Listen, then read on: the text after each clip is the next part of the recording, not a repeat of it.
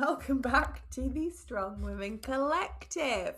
This feels like a little bit of a theme, and I promise it's not, but I feel like I owe you an apology because there was just no podcast episode last week.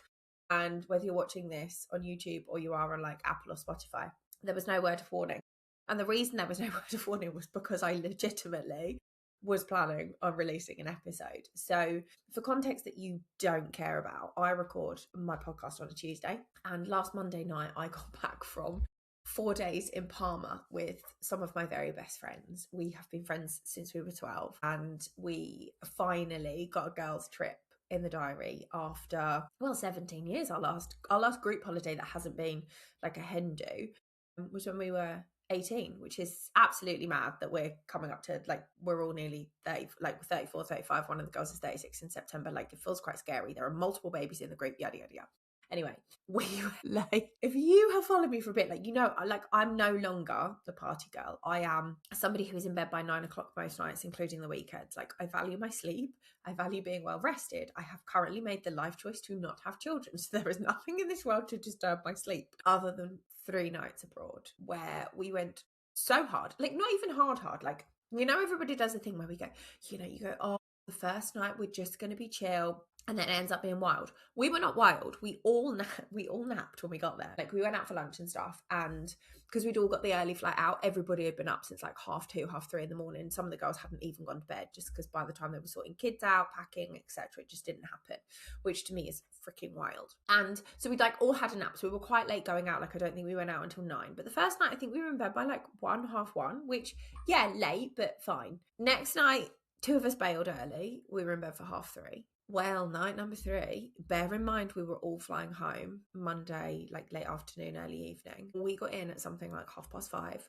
By the time we'd eaten our chips and our nuggets and like taken our makeup off and stuff, we went to bed at 6 o'clock. Like, I'm sorry, what? I'm 30 freaking 5. I cannot be going to bed at 6 o'clock anymore. Like, the last time I had a 6 a.m. finish to a night out, I was probably 22, 23. Like, that is so far behind me, so far. Well, I paid for it, not only in the sleep deprivation, which at its highest, my aura said I had a 7-hour sleep debt.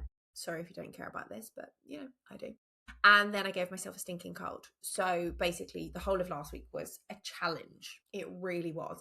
And it just turned into, I need to do everything that is super essential. So I'm so sorry you guys got dropped, but I am back.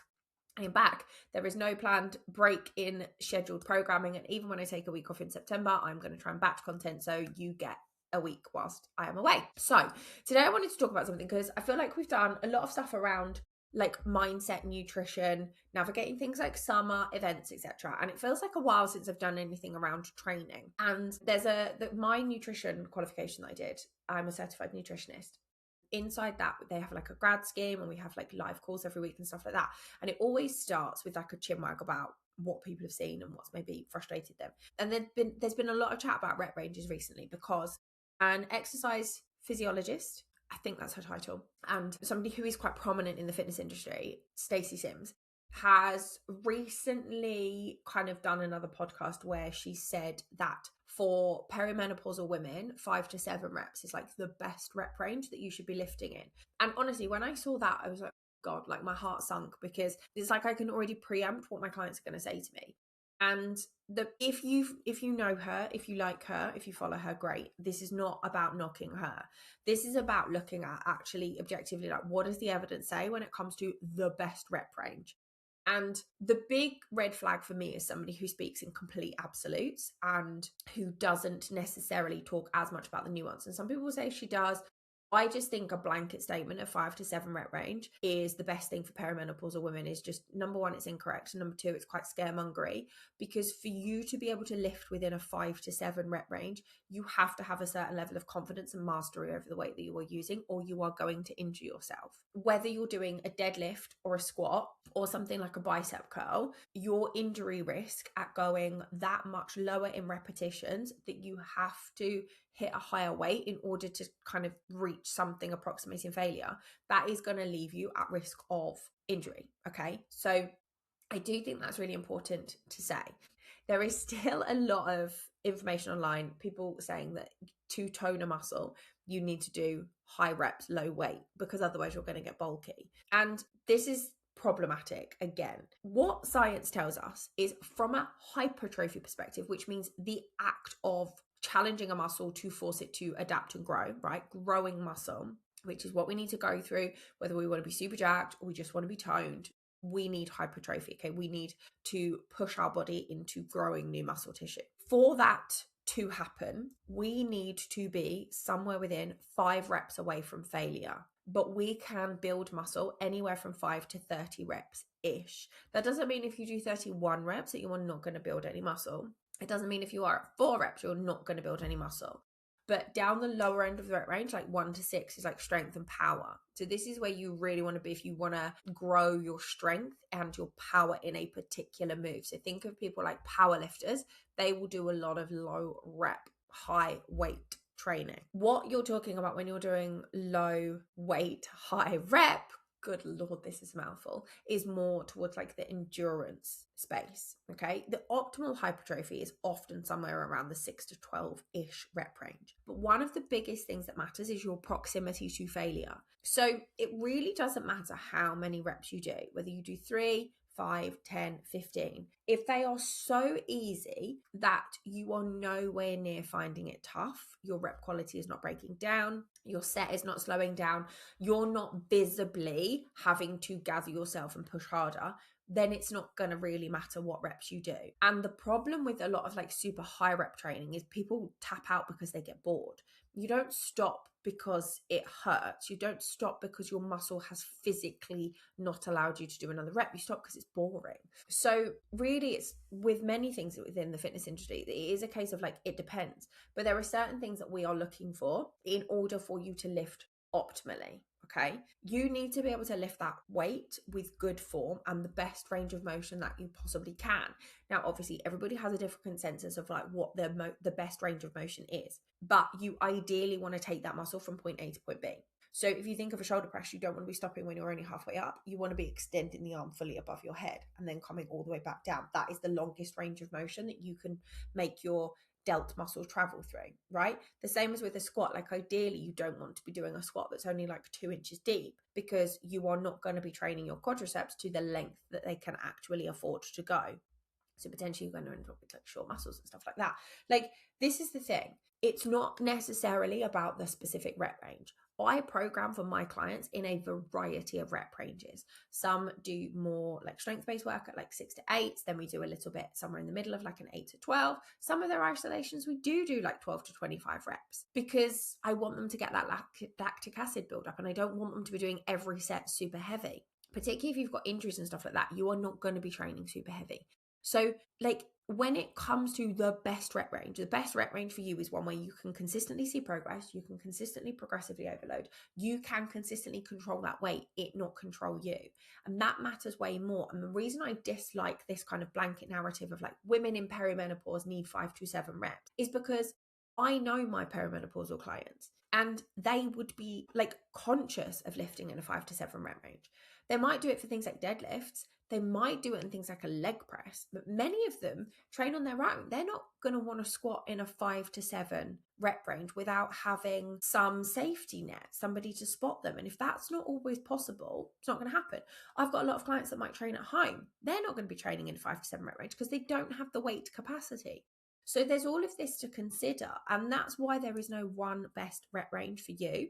And obviously, like, I'm not saying don't lift at a 5 to 7, but I think it's better to do that, or like a 5 to 7 or like a 6 to 8 is better with certain movements. Things like deadlifts, Romanian deadlifts work nicely. Things like hip thrusts can work nicely at this weight. Squats, yes, but you have to be a confident squatter. Leg press can be okay. Again, you've got to be relatively confident. Bent over rows can work quite nicely in this one. Things like a cable row or a machine row can work great. Lat pull down even. Something like that where particularly machine-based stuff. Machine-based stuff is a little bit easier to do down the lower end of the rep ranges because you are in a fixed position moving from A to B. So your injury risk will theoretically be lighter because if you're doing like a chest press and you can't make it, all you do is drop the weight. So you just let it go. You don't even have to worry about where your elbows are, where your arms are. You don't have to worry about the dumbbells hitting the floor. The machine is just going to go back to the start point. So like your injury risk and your safety kind of awareness in that movement is going to be pretty high. I would say like most lifts, if you want to build strength and you want to build muscle mass, most lifts want to be somewhere within a 6 to 12 rep range. Okay. But they also want to be close enough to failure. The sweet spot is about 1 to 2 reps in reserve. Now, when we talk about reps in reserve, or some of you might have heard about RPE, which is rate of perceived exertion, both of those things are like 1 to 10. So rate of perceived exertion goes from 1 to 10, being that 1 is you've got loads of room in the tank. You're like, it's so easy. You're basically sat on the sofa. 10 being, I could not perform another rep. Like I have not got a single one in me. Most of our lifts will want to be around like an 8 to 9, progressing to like a 9 to 10 at the end of a training cycle. But that's all well and good. But how do you know? How do you know without consistently trying to hit your 1 rep max what more you could do? The human brain is wonderful, but we have like a little bit of a safety mechanism where we don't want to put ourselves in situations where we want to hurt ourselves. Particularly as we get older, we get more fearful. And you will often find that like your brain craps out before your muscles do. And so this is why I don't get too bogged down with RPE with my clients, is because it's really hard to gauge RPE. What I tend to do is more reps in reserve. So I want you to think, okay, scale of 1 to 10, how many reps do you think you could complete with great form? If you stop at 5 reps, that's not enough. If you stop at 1 to 2 and you're like, yeah, I could probably have done 1 more, that's pretty decent for us. Again, still quite hard to gauge, still is. So this is why we use things like form videos. We're not just looking for how well you lift, we're looking at what's your face looking like, what your reps looking like. And a really good kind of test, if you are like, how do I know this? What you want is your reps to visibly slow down. So your reps shouldn't look the same at the end of the set as they did at the beginning. They should be visibly slowing down. You might even need to take a couple of deep breaths to kind of like center yourself before you go for your next rep. Ideally, on things like isolation exercises, so like lateral raises, rear delt flies, bicep curls, tricep push downs, leg extensions, leg curls, very little like risk of injury in those. So you can take it to the point where you physically fail halfway through a rep. That gives you a really great indicator of where you're at. But again, most of us don't do that. Most of us shy away from that, and that is fine. But it does always mean that to a greater or lesser extent, like some reps are going to be left on the table. So the proximity to failure does matter. You do want to be trying to push for more reps every time you do a lift, right? The other side of it is set 1 should be your most intense. Now, this might get me a few eye rolls. I see a lot of people who hit the same number of reps for every single set, or potentially even go up in their last sets. If this is you, you are leaving so much progress on the table, okay? The way I want you to think of it is like, if you were only doing 1 set, how much harder would you work? That's what you want to treat every set like. Theoretically, set number 1 should be your hardest. It should be your most intense. It should be the most you get out of that exercise. Because as you do a new set, cumulative fatigue builds up. Your muscles get more and more tired. Everything should drop. Like the ideal would be to see a set of 10, a set of 9, a set of 8. That's kind of like quote unquote perfect, because that means you've pushed hard enough in set 1 that you can't match it in set 2 and set 3. If you are doing 3 sets of 12, 3 sets of 10, you're not working hard enough, because there is no way on this earth, in order to initiate growth. And remember, all of this is about causing an adaptation. It's about disrupting the status quo. In order for you to be able to do that, you should not be able to do 3 sets of the same weight. And this is why I will always say to my gang, like if you do your top rep range, so say I've programmed you an 8 to 10 and you do 10 reps in set 1, I think you should try and go up in weight in set 2. Because I don't want you to just hang around and do 10, 10, 10. The other side of it is we give you rep ranges, yes, and every great coach will give you a rep range. Operate outside of that if you need to. So go back to your reps in reserve. If at 10 reps, you've still got 2 or 3 reps in reserve, go for 11, go for 12. Push yourself to try and do more, because the top number in your rep range is not a hard and fast, you must stop here. It's a guideline. So if you can do more, theoretically, you should be doing more. So here's the way I would look at it, right? In terms of what is the best rep range. Number 1, there is no 1 rep range. Most lifts will want to be somewhere in the 6 to 12 rep range. If you're a beginner, operating somewhere in the 8 to 12 rep range will be absolutely fine. It just gives you a little bit more width. Compound exercises for somebody who is more advanced at lifting, so think things like squats, deadlift, bench presses, rows, pull-ups, pull-downs, will operate quite nicely in a 5 to 8 rep range. For better hypertrophy, somewhere around 6 to 12, 8 to 12 is ideal. So you can theoretically build a great program and only use an 8 to 12 rep range. You can. Some people prefer 6 to 8 because 8 plus feels like too much cardio. But I will always argue that for things like lateral raises, bicep curls, you're not going to be effective in a 5 to 7 or a 6 to 8 rep range, because the amount of weight you would need in order to satisfy the criteria of fewer than 5 reps away from failure, controlling through its best range of motion, hardest set should be the first. You're not going to be able to control that for something like a bicep curl when you're also battling against gravity. You're not. So the big takeaways are rep ranges, fewer than 5 reps from failure, ideally 1 to 2 reps maximum. Set 1 should be your most intense. Act like you're only going to do 1 set. And if your reps look the same from start to finish, you are not lifting heavy enough. These are the things that are going to drive your progress. And these are the things that matter more than you just operating inside one specific rep range. And that doesn't matter whether you're 20, you're 45, you're officially in perimenopause, you're in postmenopause. The fundamentals of muscle growth don't change that much, that as women, we need a completely different rep range protocol versus men. Inside my programs, you won't really see me doing lifts of below 5 reps, because it's very hard to gauge accurately. It's very hard to execute with proper form. And I only really do that inside my one-to-one coaching, where I can keep an eye on you. I am getting regular form videos so I can see how well you are lifting. Plus, I don't tend to coach powerlifters, so it's not particularly relevant for me. Most of the programming that you see, whether you work with me one-to-one, inside the Strong Girl Gang, or inside my lifting app solo, will be 6 reps and above. Sometimes you might see a 5 to 7, but many will be 6 to 8, because it doesn't actually matter. If the rep range for muscle growth is 5 to 30 reps, that range is so broad that the specific one number doesn't matter. What matters more is, can you control that weight? Are you lifting close to failure? Are you lifting with a great range of motion? That is going to dictate your progress more so than your specific rep range. Obviously, yes, you do have to factor in things like your nutrition and your sleep and your recovery and having regular physio and stuff like that. But we will save all of that for another day.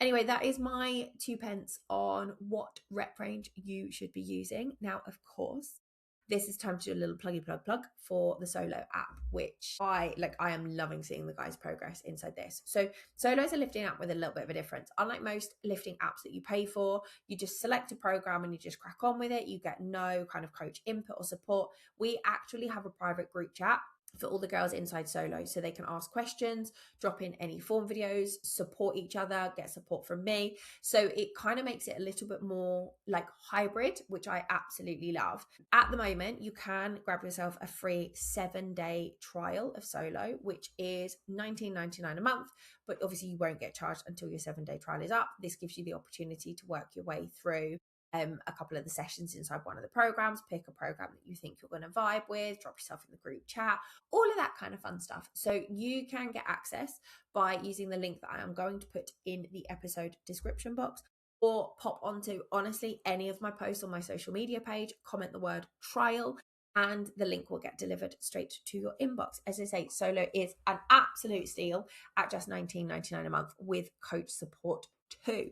The Hourglass program is by far and away the most popular, which I kind of love, because that was the program template that I use. That's my training. That's exactly how I like to lift. But we've got options on there for mums. So prenatal programs are on there, because I am a pre and postnatal certified coach. So we've got trimester 1 and 2 on there at the moment, and I'm just in the process of adding trimester 3.